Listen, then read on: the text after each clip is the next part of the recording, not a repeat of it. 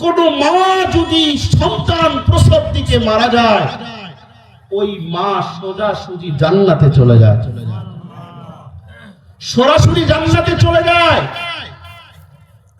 কোন রকম কোনভাবে মার হিসাব নিকাশ নেওয়া হয় না।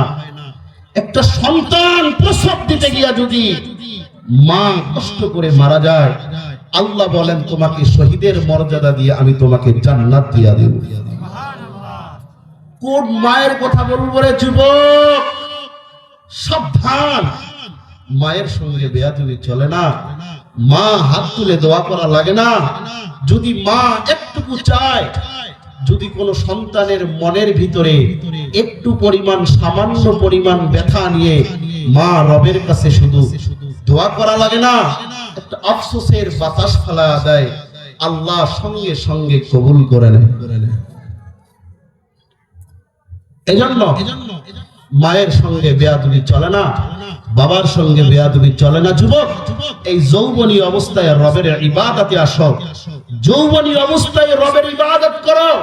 তোমার যৌবন অবস্থায় রবের এক কুদরতি পায়ে একটা সিজদার এত দাম।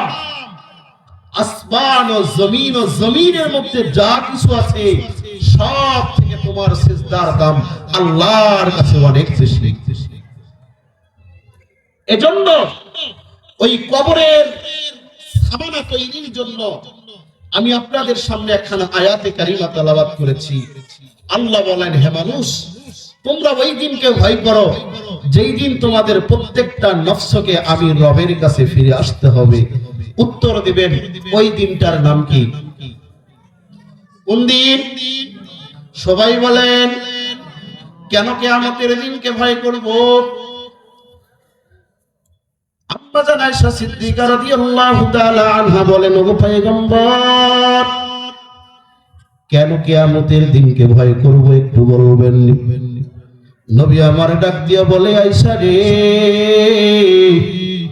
কেন কিয়ামতের দিনকে ভয় করবা শোনো। আম্মা জান আয়েশা ডাক দিয়া বলে, ওগো পয়গম্বর, হে দুনিয়ার মানুষ, আমি পয়গম্বরের কাছে নিজেই শুনেছি পয়গম্বর উঁচু আওয়াজে মসজিদে নববীর মেহরাব থেকে আওয়াজ দিয়েছেন, সামি'তু রাসূলুল্লাহ সাল্লাল্লাহু আলাইহি ওয়াসাল্লাম ইয়াকুল, ইহশারুন নাসু ইয়াওমাল কিয়ামাতি হুফাতান উরাতান গুরলান। আম্মা জান আয়েশা ডাক দিয়া বলে, দুনিয়ার মানুষ, আল্লাহ কিয়ামতের দিনে মানুষগুলাকে একত্রিত করবে রে। মানুষের শরীরে কোনো পোশাক থাকবে না, মানুষ উলঙ্গ অবস্থায় কিয়ামতের ময়দানে দাঁড়াবে।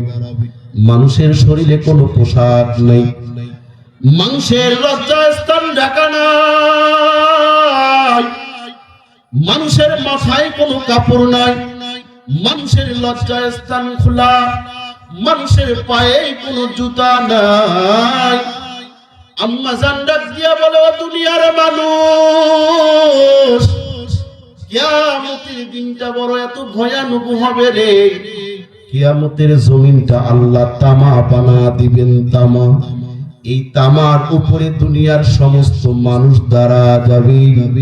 দাঁড়ানোর জন্য ভালো কোনো জায়গা মানুষ পাবে না। হাতের তালু পর্যন্ত মানুষ জায়গা নিয়ে দাঁড়া যাবে।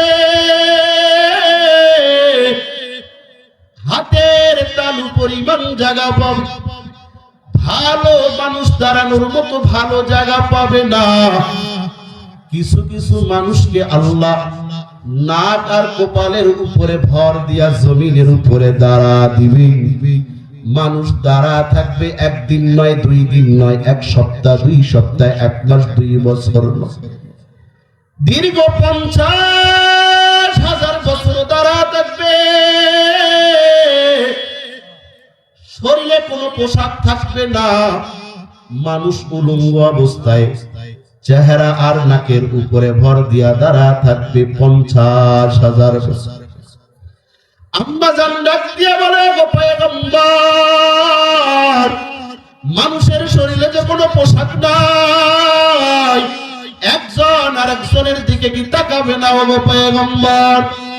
আন-নিসা ওয়ার রিজালু জামিআ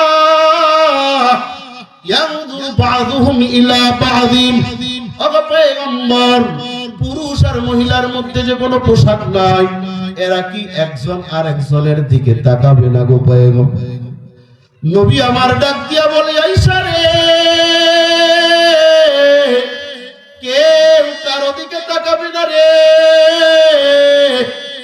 বিদ্যা কোন যুবতীর দিকেও তাকাইতে পারবে না, যুবক কোন যুবকের দিকে তাকাইতে পারবে না, কোন মানুষ কোন মানুষের দিকে তাকাইতে পারবে না।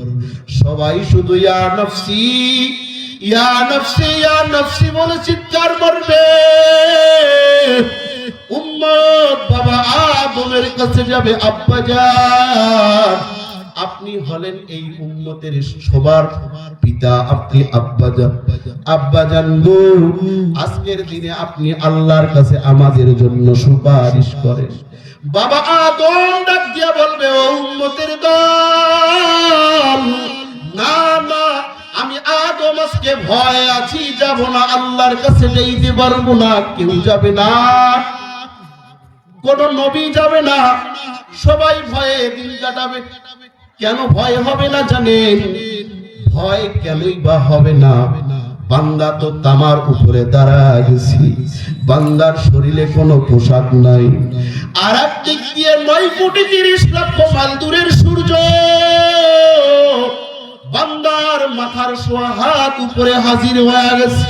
সূর্যের 12টা মুখ আছে রে ভাই, দুনিয়াবাসীকে সূর্য একটা মুখ দিয়া তাপ দেয়, কিয়ামতের দিনে সূর্য 12টা মুখ দিয়া দুনিয়াবাসীকে তাপ দেওয়া শুরু করবে। বান্দার মগজগুলা গলে গলে টকবক করে জমিনে পড়া শুরু হয়ে যাবে। এক হাদিসে আছে, বান্দা তারা ঘামের মধ্যে সাঁতার কাটে থাকবে। বান্দা কেউ কারো পরিচয় নাই, বাবা মায়ের পরিচয় নাই, মা বাবার পরিচয় নাই, সন্তান সন্তানের পরিচয় নাই, বাবা সন্তানের পরিচয় নাই, ভুলে গেছে, দাদা নাতির পরিচয় নাই, ভুলে গেছে, মা মেয়ের পরিচয় নাই, ভুলে গেছে। ও আম্মা জান, ভালো করে শুনেন রে আম্মা, বেশি আমল করা লাগে না। আম্মা জান, মাঝে মাঝে চিন্তা করি